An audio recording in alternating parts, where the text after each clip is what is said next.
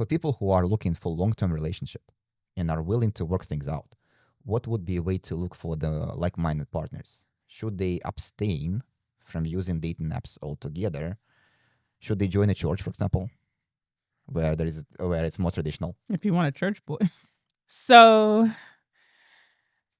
dating apps, I think they're good for meeting people, but I feel like a lot of people use them in the wrong way because I feel like we forget, especially a lot of dating apps like Tinder and Bumble and even Hinge. They're very superficial. You literally swipe left and swipe right depending on what the person looks like. Yes.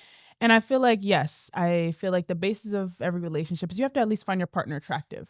However, some people who don't care so much about the superficial and the appearances, these dating apps are making them feel like, okay, the appearance is the end all be all.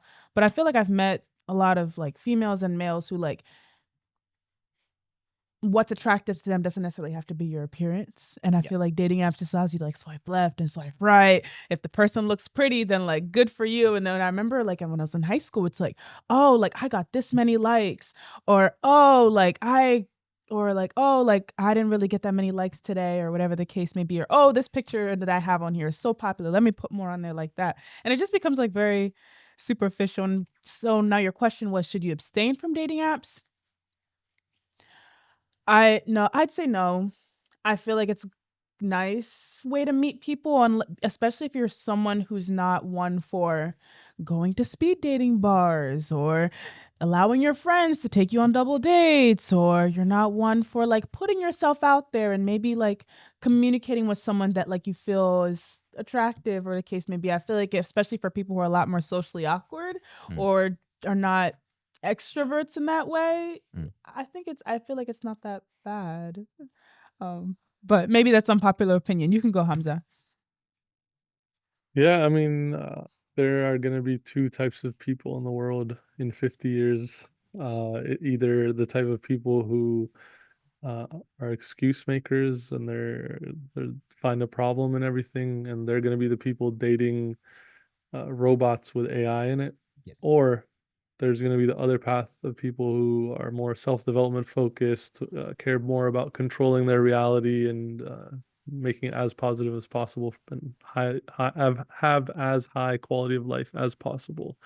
So you can see it right now. There are those two type of people existing. There are the ones who only go on dating apps. They don't talk to people in real life, and then they'll go online and complain about the kind of results that they get. Or they're just getting really good results and they're happy and they're just using dating apps and nothing else. And then the other type of people are the people you see that are going to like fitness related classes or dance classes, improv, anything that like photography classes, joining different clubs. Like the run club is huge these days. Doing A lot of podcasts. people are just getting into those, like they don't even like running, but they're just showing up, and half the people that show up just they walk and they Can I pause socialize. for a second? Have you seen that new trend on TikTok? Especially in like the Bay Area. There's like this TikTok thing where it's like in the Bay Area, there's like this one running club and like everybody's trying to join this running club because it's like attractive guy. No? Okay. Yeah, My no, friend I've was just seen that. telling me, yeah, she was like, I need to join this running club because it's such attractive guys. Look at the video. I was like, oh my gosh. Yeah, You have to they love have them running, though. everywhere. They're in New York too. There's I've seen a few TikToks about that. But yeah, run clubs are picking up, and some people who don't even like running are going, and then the people who are like the elitist runners, they're saying, "You guys aren't real runners. Why are you wearing a vest and all this running gear, and then you just come here and walk and talk to people?" We're shopping. Exactly. Window shopping. So yeah, there's the two realities, right? The chronically online reality, and then the let's find people with mutual interest. That's how I would say it's the best way to find someone for a long-term relationship or high quality partner is through mutual interest and social circle. A really good point. Yeah, you want to find Erin's answer? Erin's answer. I feel dating apps can still connect you with a long-term partner. It's all about how you approach the potential suitor. Being upfront in the beginning can weed out those who are just looking for a fling. Also, video chatting can be a great way to meet several people quickly without much effort. Speed dating is also a good option, or joining a meetup group centered around a hobby you enjoy, like the running, for example. Yep. Surrounding yourself with people who enjoy the same thing as you is always a great place to start. Exclamation point. Yeah. Yeah.